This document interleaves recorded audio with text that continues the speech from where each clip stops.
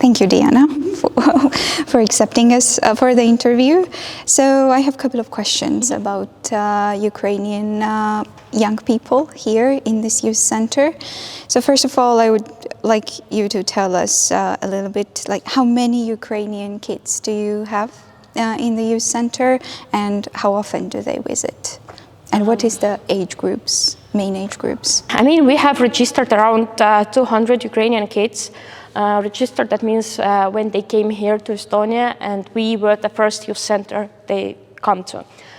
So it's like, 200, and the age is like between 5-6 years old until, 26. Right now, we don't have that many of them coming. During the summer, we had like a lot. We had mostly Ukrainian kids, and it's like around like 30 every day.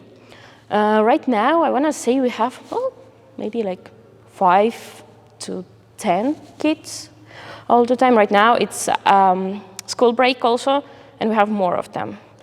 But mainly, it's like 10 till maybe like 13 years old, because the older ones, they have school now.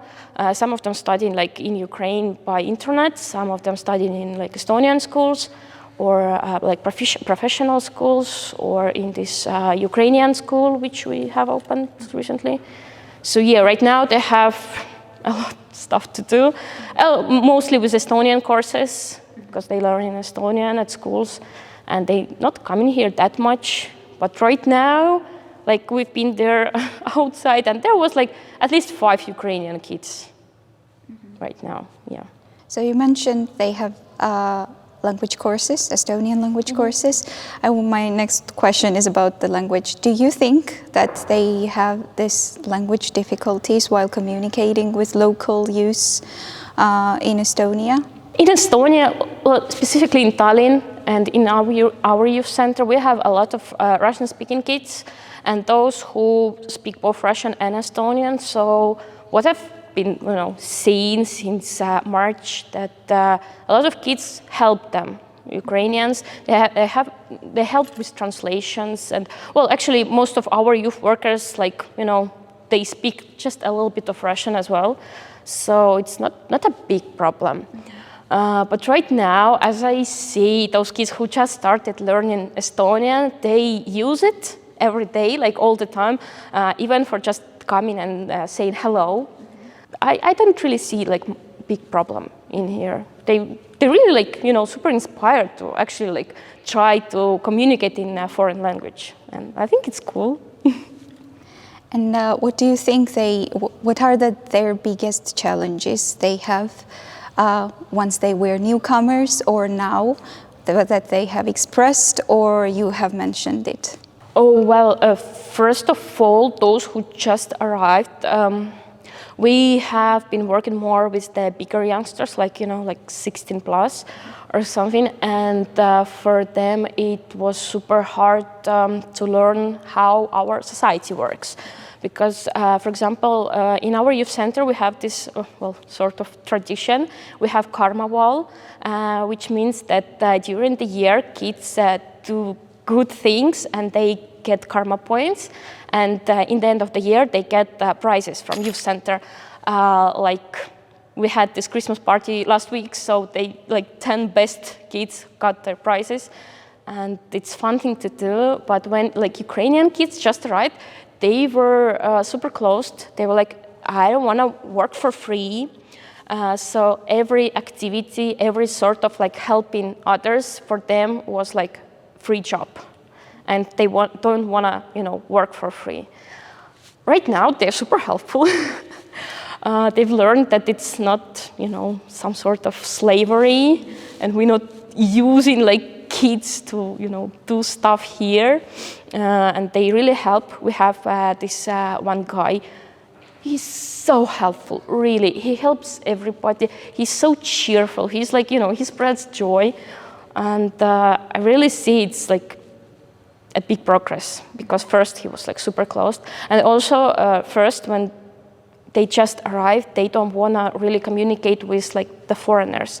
They keep in there some sort of inner circle, and it was a bit hard, to kind of get in, like get to know them.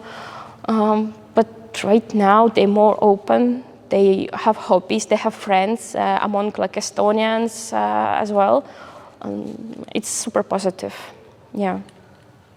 Actually, let's say like it's not like biggest problem. We have some kids from Isabel ship who live there in a super small those rooms. So it's like 4 people in, I don't know how much, it's like 4 meters of free space, and some of them just come here to sit alone in a quiet environment, to maybe have their sports or something.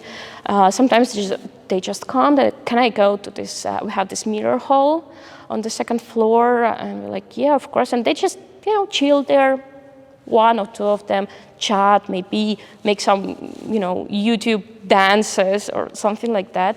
So yeah, personal space was, and well, for some it still is a big problem. Yeah. Once you received the Ukrainian youngsters with the specific backgrounds, like refugee backgrounds, did your youth center have specific programs for them in the beginning, or any, I don't know, psychological support or any extra support? Yeah, we had well, it wasn't like spare project. It was that me and my colleague, we were working with Koplemeti kool youngsters and Tallinna Gymnasium youngsters.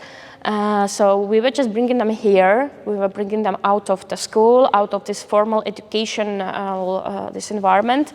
We were just showing Tallinn. We were doing some excursions. We were doing some fun stuff.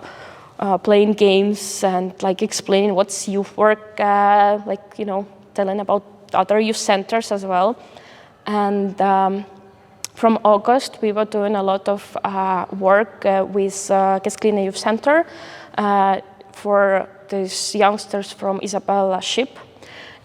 We've been on the ship like 3 times.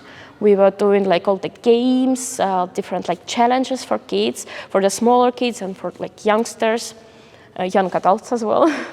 And then we were bringing them to here, just to bring them out of the ship, to show that, hey, there is a whole world, whole city, you don't have to be afraid. And yeah, some of them still coming here, and to Kesklinna Youth Center and to Lasnamäe Youth Center. I mean, mostly I think it's Kesklinna and us, because like the closest one to the ship, obviously. But yeah, and also we had a big event on 10th of December for Ukrainian families. So not only for kids, but also for their families. It was like kind of like family day.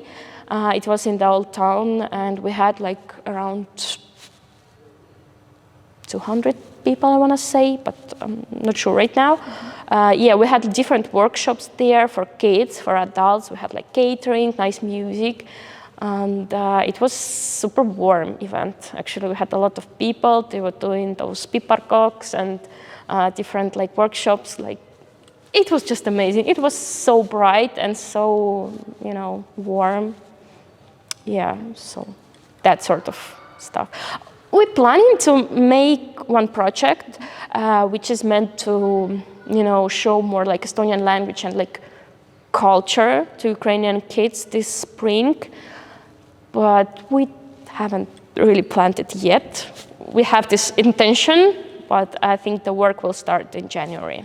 So, as you said before, you will have Ukrainian volunteer soon. As you also work with a little bit older young adults. Mm-hmm. Do you think there are some information which they lack? For example, these volunteering opportunities in Estonia or European Solidarity Corps, which can be done in country as well. Do you think there are some educational opportunities they need more information about? Yes.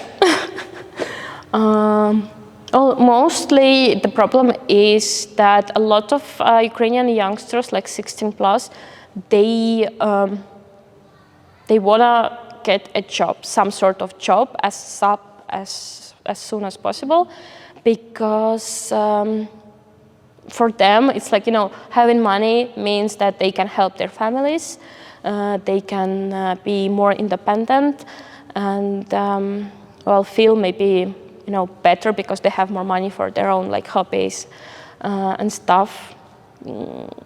Sometimes kids reach us, like youth workers, they ask about their opportunities, they ask like what they can do. With this volunteer girl, actually, she had this thing that she was trying to find herself a job for like several months, and she didn't succeed because right now, Estonian, this working stuff is not really, how to say that? I mean, overload with, Ukrainians as well. But yeah, and then I was like, do you want to try maybe to come as volunteer here? And then I just gave her contacts of this person, and now she will come here very soon. But I know that some like younger who are not like 18 yet, they actually can't come as a volunteer here right now, unfortunately, because I know that a lot of them would like to do something, at least some sort of like job, just to not to sit at home like alone, And also I think like some promotion of some university programs is kind of needed. I know that some kids who already have schools or some sort of professional schools, they get this information from there. But we still have those NEET youngsters, those who are neither in education or work field. They just kind of sitting by themselves, being sad and overwhelmed by everything what happened. And I think they really need this help. But us as youth center, as an open youth center, we can't reach them yet. We just don't have those tools for that.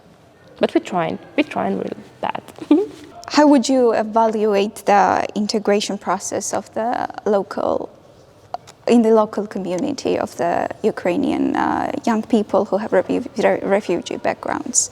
So what's your perspective? What are their main challenges? Yeah, so at the start in March, it was obviously very, it was a very intense thing for them to be coming to a brand new country where they know literally nothing. They don't know the language, they don't know the sites, they don't know the background, they know nothing about it. They just had to come here so quickly. So I mean, that challenge of integration, it's something that they have adapted to so quickly. And I think that's only something that young people can do, and that's why they're so important. It's like young people can adapt to anything. As you get older, it gets harder to adapt to things, I feel. But I don't know, I don't, the way I see it is, it hasn't really been a challenge to integrate these youngsters here. It's been, obviously I only speak very minimal Russian and I'm still learning Estonian, but that doesn't help with the Ukrainian youngsters.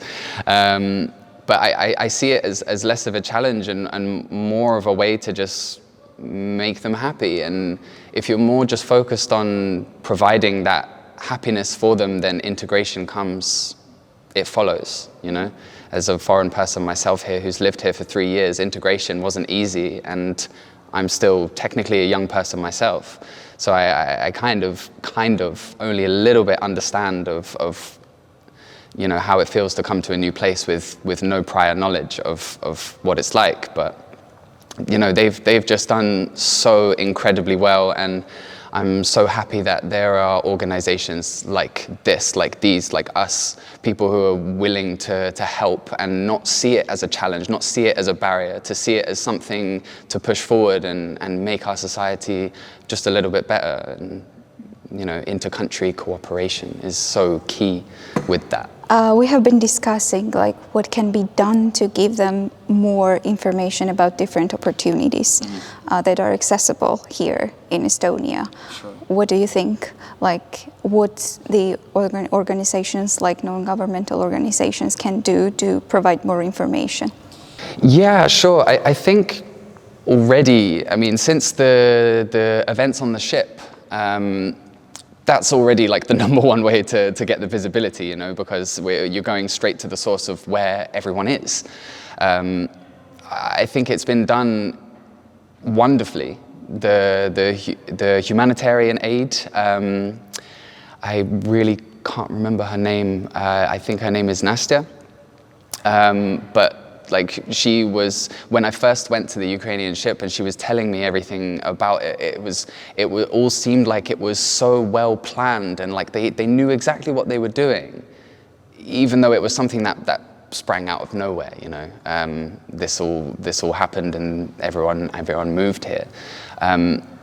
So I think in terms of visibility and being able to show these people that places like this are here to help them, I think it was already perfect just going straight to the source, going straight to the ship. I wouldn't have said like doing it any differently would be better or worse. I think it was the perfect thing at the perfect time.